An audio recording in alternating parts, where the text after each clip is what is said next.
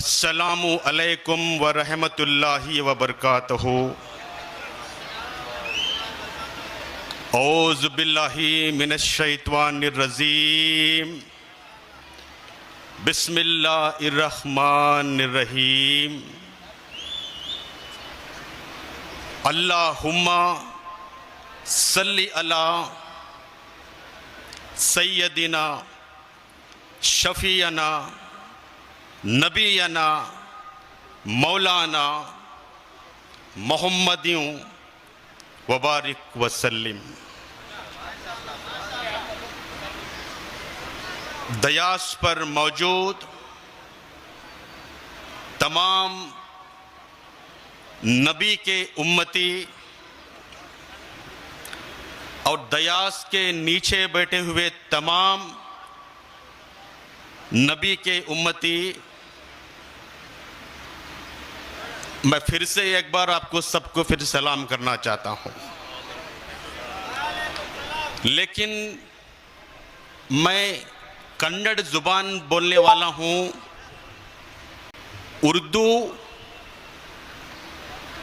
मुझे उतनी नहीं आती, लेकिन फिर भी मैं आप तक पहुंचने की कोशिश करता हूं।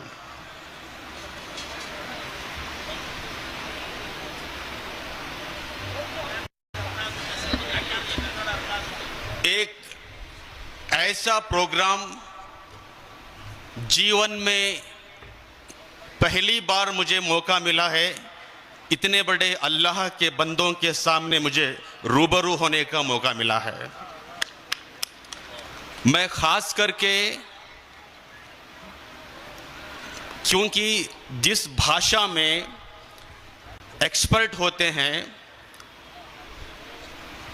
उनको बोलना है, जिनको वो समझ में नहीं आता है उनको सुनना है। इस्लाम एक ऐसी धर्म है, दीन है, दुनिया में ऐसा कोई धर्म है नहीं। शांति और अमन का पैगाम लेके सल्लल्लाहु अलैहि व आला वसल्लम नबी ने अरब के दरिंदों को पहले मुसलमान नहीं बनाया। अरब के दरिंदों को पहले नबी ने मुसलमान नहीं बनाया, पहले उनको अच्छा इंसान बनाया, बाद में उनको मुसलमान बनाया। एक अच्छा इंसान ही एक अच्छा मुसलमान बनता है।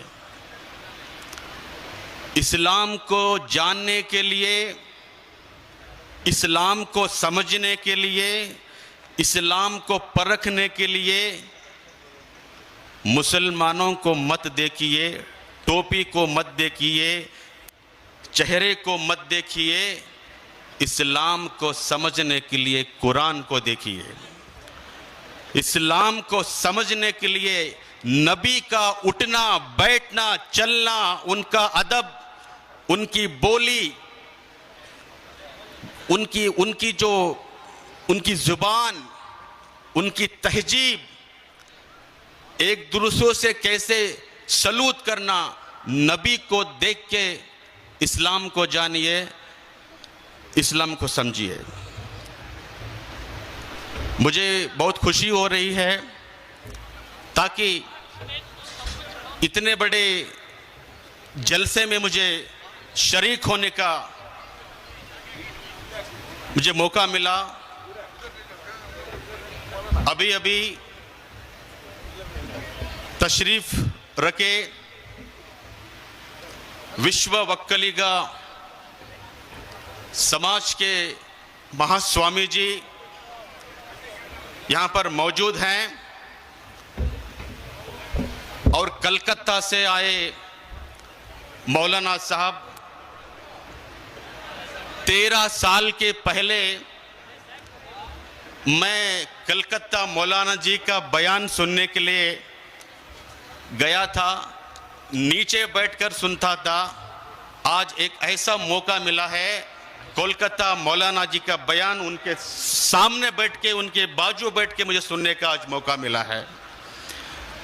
वो ऐसे उनकी जुबान, उनकी बोली, उनका जो बोलने का अंदाज, उसमें शक्ति बहुत है। वो पूरे माहौल को बनाते हैं, पूरे माहौल को इकट्ठे, जो उसको जोड़ते हैं। हिंदू और मुसलमान, उनकी एकता कैसे होना चाहिए, कैसे रहना चाहिए, कलकत्ता मौलाना साहब जी से मैं सुना हूं। वो हिंदुस्तान के बहुत सारे हर राज्य में मैं उनको देखा हूं, उनसे मैं बहुत प्रभावित हुआ हूं।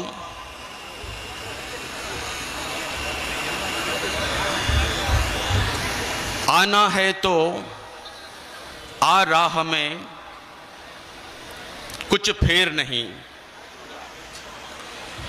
आना है तो आ राह में कुछ फेर नहीं, अल्लाह के घर में देर है पर अंधेर नहीं। आना है तो आ राह में कुछ फेर नहीं, अल्लाह के घर पे देर है पर अंधेर नहीं। जो कुछ भी तेरे दिल में है वो सब उसको खबर है, जो कुछ भी तेरे दिल में है वो सब उसको खबर है। बंदे तेरे हर हाल पे मालिक की नजर है, बंदे तेरे हर हाल पे उसका सीसीटीवी कैमरा है। जो तू नहीं कर पाएगा वो अल्लाह करेगा। जब तुझसे ना सुलझे हुए धंधे वो सब भगवान के इंसाफ पे छोड़ दे बंदे।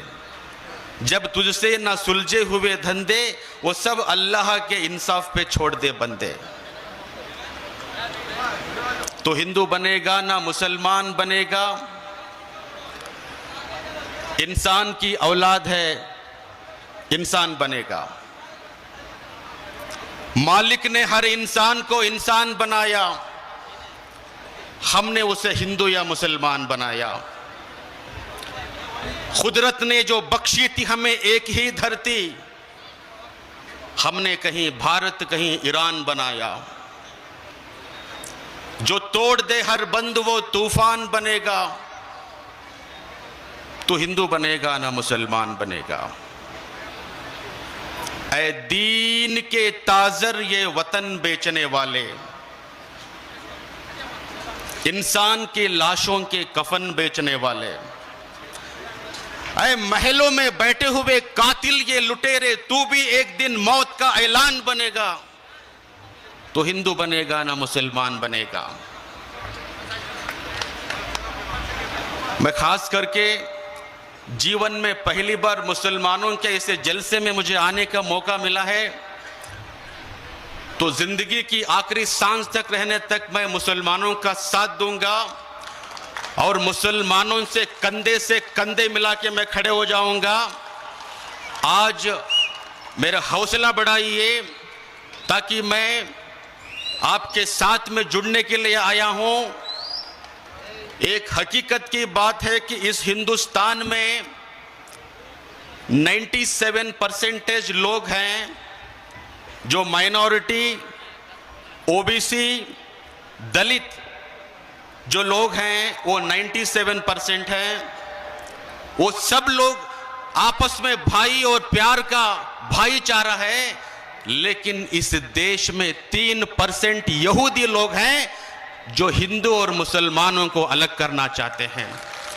इस देश में वो 3% लोग हैं भारत के तहजीब को बिगाड़ना चाहते हैं। उन खतरनाक जहरीलों से हम लोगों को दूर रहना है। बड़ी अफसोस की बात होती है, कर्नाटक में कुछ ऐसे सियासत थी, ऐसे हुक्मरान थी, सुबह उठ गए तो हिंदू मुस्लिम हिंदू मुस्लिम हिंदू मुस्लिम हिंदू मुस्लिम, हलाल, हिजाब, 370, मुसलमान, दाढ़ी, आतंकवाद। कोई अरे भारत का भविष्य को बदलना है, तो भारत को डेवलपमेंट करना है, तो 30 करोड़ मुसलमानों को छोड़ के भारत को बदलाव नहीं कर सकते। कन्याकुमारी से लेकर कश्मीर तक और आसाम से लेकर गुजरात तक 30 करोड़ मुसलमान इस भारत में हैं। 30 करोड़ दलित हैं। जय मीम जय भीम 60 करोड़ हैं। लेकिन भारत में दलितों से ना इस्तीफा होती है। भारत में दलितों को मंदिर में प्रवेश नहीं दिया जाता। एक जमाने में भारत में दलित भाइयों की इतनी हालत बिगड़ी थी, गले में उनको एक लोटा बांध के सड़क में घूमना था ताकि उसमें ही उनको थूकना पड़ता था। कमर पे एक पत्ता बांध के उनको जाना पड़ता था ताकि उनके कदम, दलितों के कदम, खुद दलित उनके पत्ते मिटाना था। कोई होटल में दलितों को प्रवेश नहीं करते थे। होटल में कोई चाय उनको नहीं देते थे। होटल के बाहर जो ग्लास रखा जाता था वो ग्लास उठाया कि उसमें ही चाय पीना पड़ता था दलितों को। और स्कूल में दलितों को एंट्री नहीं देते थे। अंबेडकर को कितना तकलीफ दिया गया है, उनको अंदर आने तक नहीं दिया। स्कूल में उनको पानी तक छूने नहीं दिया। दलितों के साथ में इतना ना इत्तेफाक हुआ है। इसका मौजूद कौन? मुसलमानों ने कहा था दलितों से इस तरह बेइंसाफी करने के लिए। तो आज मुसलमान, मैं कलकत्ता मौलाना जी से मैं 13 साल के पहले सुना था, उन्होंने बोला था मुसलमान यहां के किराएदार नहीं है, मुसलमान यहां के हकदार हैं। अरे कर्नाटक में 6.5 करोड़ की आबादी है। 6.5 करोड़ की आबादी में मुसलमान 1 करोड़ हैं। 2011 में जनगणति जो किया गया था 76 लाख थी, आज मुसलमानों का 1 करोड़ है। दलित 2 करोड़ है। ओबीसी 3 करोड़ है। यहूदी सिर्फ 2% तक नहीं। कर्नाटक में, बेंगलुरु में फिर भी वो तोड़ना चाहते हैं, मरोड़ना चाहते हैं। आप ऐसे मुत्तहिद हो जाइए, एक हो जाइए, दलितों से मोहब्बत कीजिए। हिंदू धर्म में उनको मोहब्बत नहीं किया गया, मुसलमानों से मैं कहता हूं कि आप उनसे मोहब्बत कीजिए।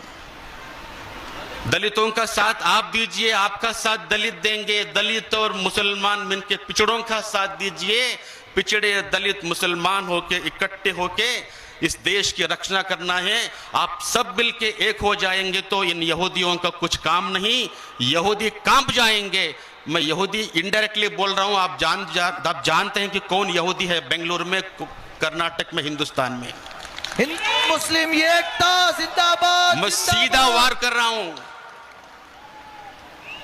2002 में 6000 मुसलमानों को कत्लेआम किया गया। कौन उसका जिम्मेदार है? उस वक्त में वजीर आला थे, आज क्या है वो आप जानते हैं। सारे एविडेंस को, सबूत को, गवाहियों को छुपाकर बेजुबान, मजलूम, यतीम, लावारिश, औरत, खवातीन, हजरात, मुसलमान लोगों को 2002 में कत्लेआम किया गया। मैंने बोला ना आपको, जो कुछ भी तेरे दिल में है उस सब उसको खबर है।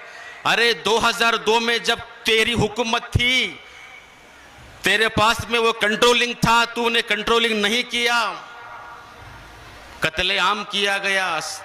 साक्षी सबूत को तूने मिटाया होगा, लेकिन अल्लाह को सब कुछ पता है। कोर्ट को खरीदी किया होगा, पुलिस को खरीदी किया होगा, माहौल को खरीदी किया होगा, लेकिन मुसलमानों के जितने लोगों को कत्लेआम किया गया, कितने लोग बेवा हो गए, कितने लोग अपने बेटे को गुमा लिया है, कितने लोग अपने बच्चों को गवा लिया है, कितने लोगों के बदवा लगी होगी। ये 2 दिन की दुनिया है। 2 दिन की दुनिया में मैं उससे गुजारिश करना चाहता हूं, मैं नाम नहीं लेना चाहता हूं। हमारे कर्नाटक सरकार ने एक ऐलान किया बेलगांव के असेंबली में, जो भी हिंदू मुस्लिम बंटवारे की जो जुबान से बयान करता है उसको 7 साल अंदर करना पड़ेगा। हिंदू मुस्लिम हिंदू मुस्लिम हिंदू मुस्लिम बुरखे के बारे में जो बात करता है, हिजाब के बारे में जो बात करता है, दाढ़ी के बारे में बात करता है, टोपी के बारे में बात करता है, मुसलमानों को छेड़ता है, इस्लाम के खिलाफ बोलता है, उन तमाम जालिमों के लिए कर्नाटक सरकार ने एक नया कानून लाया। अगली बार कोई मुसलमान का धर्म के नाम पे कुछ बोला, 7 साल उसको अंदर जाना पड़ेगा। सिद्धरामैया की सरकार को मैं मुबारकबाद देना चाहता हूं तमाम लोगों से। सिद्धरामैया ने वो काम किया है। कुछ लोगों को, कुछ पार्टी लोगों को वो अंदर से तकलीफ हो रही है, ये गलत है, अरे तुम गलत बोलते हो, इस देश में चैन नहीं, इस देश में शांति नहीं। सुबह उठ के टीवी देखा गया, मुझे जालिम का तारीफदार मेरी तारीफ नहीं कर सकता, मुझे जालिम का तारीफदार नहीं लिख सकता, कम से कम वो लाचार मुझे नहीं लिख सकता। जान हथेली पे लेके बैठा हूं, वो सच को इस देश का अखबार नहीं लिख सकता। तमाम टीवी चैनलों को खरीदी किया गया है, तमाम अखबारों को खरीदी किया गया है, तमाम ईवीएम मशीन को खरीदी किया गया है, कोर्ट को खरीदी किया गया है, वर्दी को खरीदी किया है, लेकिन अल्लाह सब कुछ देख रहा है। पूरे हिंदुस्तान में, कर्नाटक में, मैं नॉर्थ कर्नाटक से हूं, हावेरी, धारवाड़, गदग, कोप्पल, रायचूर, बेलगांव, बिजापुर, हुबली, धारवाड़, रायचूर, गुलबर्गा, मैं वहां का हूं। आज मैं एक शपथ कर रहा हूं, जब भी मुसलमान मुझे बुलाएंगे मैं आपके साथ में जुड़ता हूं। आज से मुसलमान अकेले नहीं है, आज से मुसलमानों के साथ में ऐसे 100 लोग स्वामी जी आपके साथ में हैं।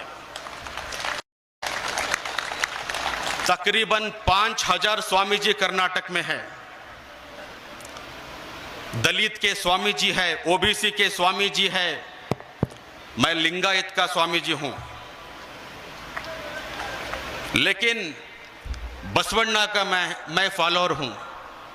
बसवण्णा जी बोलते थे, इव नारव ಎಂದೆನಿಸದಿರಯ್ಯ, ಇವ ನಮ್ಮವನೆಂದೆನಿಸಯ್ಯ, ಕೂಡಲ ಸಂಗಮ ದೇವ, ಇವ ನಿಮ್ಮ ಮನೆಯ ಮಗನೆಂದೆನಿಸಯ್ಯ। ये कौन मत बोल, ये हमारा है।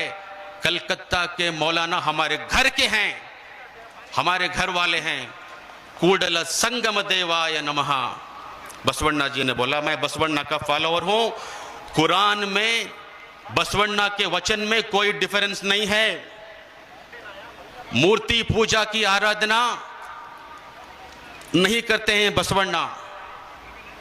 उस ऊपर वाले की कोई फोटो नहीं, उस ऊपर वाले की कोई पेंटिंग नहीं, उस ऊपर वाले की कोई पिक्चर नहीं।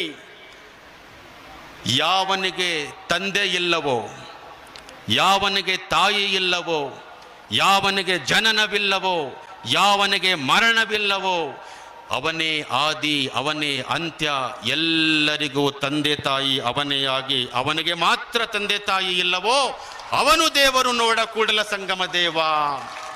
जिसको मां नहीं, जिसको बाप नहीं, जिसको भाई नहीं, ना वो कभी पैदा हुआ था, ना वो कभी मरेगा, वही अव्वल है, वही आखिर है।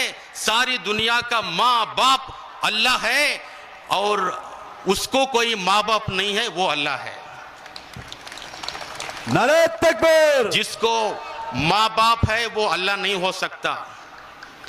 अरबिक में अल्लाह कहते हैं, संस्कृत में ईश्वर कहते हैं। वो दोनों का मतलब एक ही है, सिर्फ भाषा का फर्क है। और अल्लाह के और ईश्वर के सिवा और किसी को अगर जोड़ेंगे तो वो शिर्क हो जाएगा।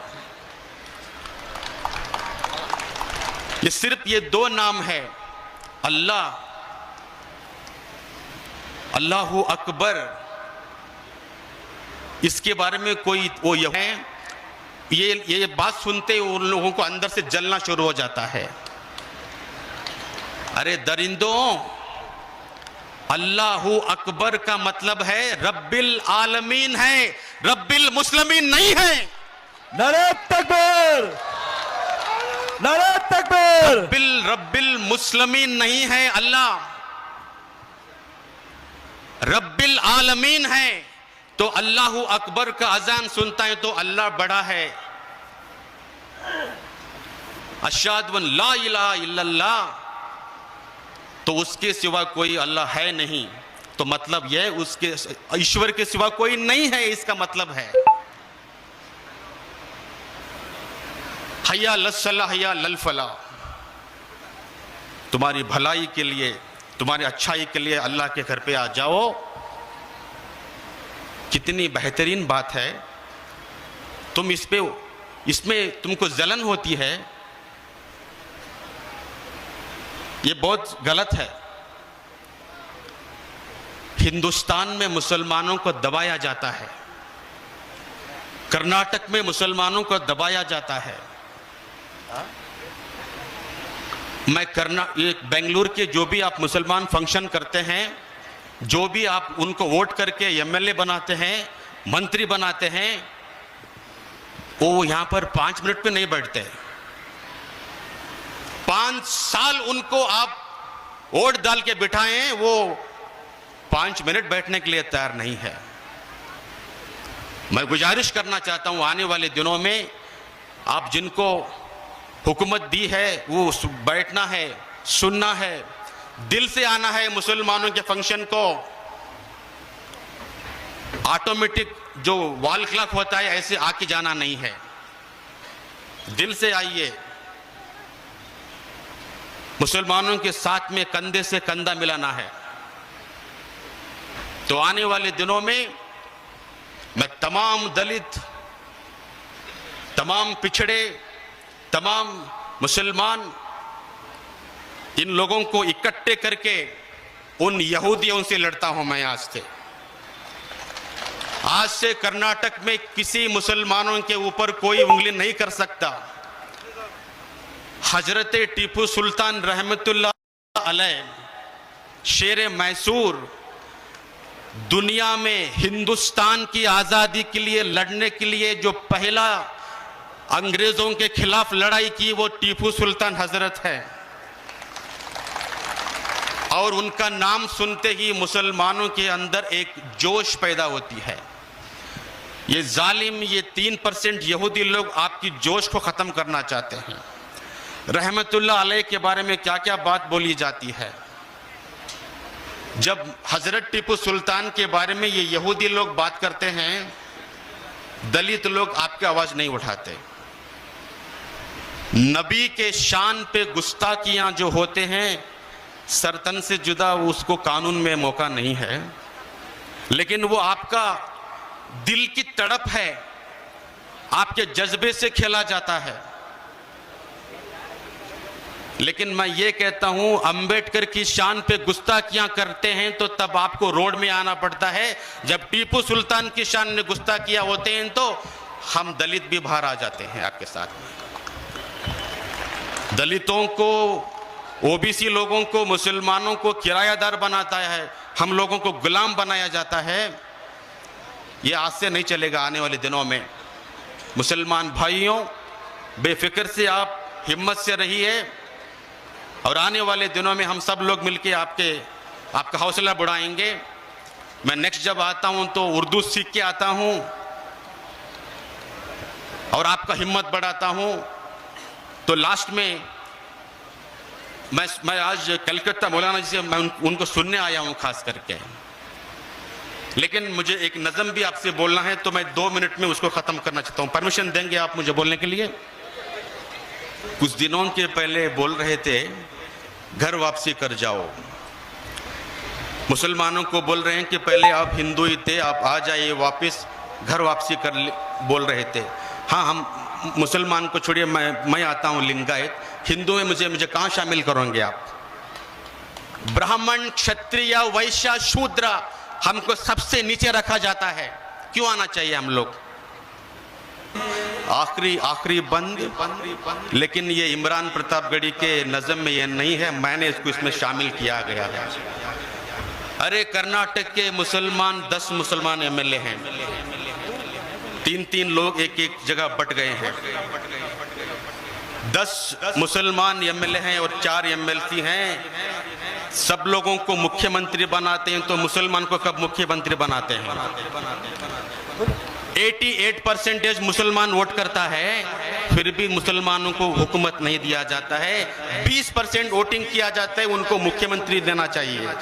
15% वोटिंग करते हैं, उसको मुख्यमंत्री पूछता है, लेकिन 88% मुसलमान वोट करता है, मुसलमानों को सीएम नहीं बनाया जाता है। राहुल गांधी जी, प्रियंका गांधी जी, इंदिरा जो भी, सोनिया गांधी जी, खरगे जी, एक बार मुसलमानों को भी कर्नाटक का मुख्यमंत्री बनाना चाहिए। मैं आज इस मंच से बोल रहा हूं, नहीं तो मुसलमान 10 जगह जीता होगा, 60 जगह मुसलमान जिताएगा। 60 जगह जिताएगा तो 10 जगह जीत के आएगा, तो 70 मुसलमान एमएलए करने की ताकत है। सरकार को उखाड़ के फेंकने की ताकत मुसलमान के पास है, सरकार को बनाने की ताकत मुसलमान के पास है। अगर मुसलमानों को आप इस तरह ही नीचे रखा गया तो आने वाले दिनों में मुसलमान क्या करना है वो जानता है। ओके, एक आखिरी जो इसमें वो नहीं है, लेकिन मैंने इसमें शामिल किया है आपका हौसला बढ़ाने के लिए। 10 मुसलमान एमएलए हैं, मैं उनको बोल रहा हूं, हम मुसलमान हैं, हम मुसलमान हैं, यूटी कादर है हम, कनिज फातिमा हम, यूटी कादर है हम, कनिज फातिमा हम, तनवीर सेठ हम, आसिफ सेठ हम, अरशद रिजवानो ये हारिस हम, अरशद रिजवानो ये हारिस हम, रहीम खान हम, इकबाल हुसैन, रहीम खान हम, इकबाल हुसैन, बीज़ड ज़ामिर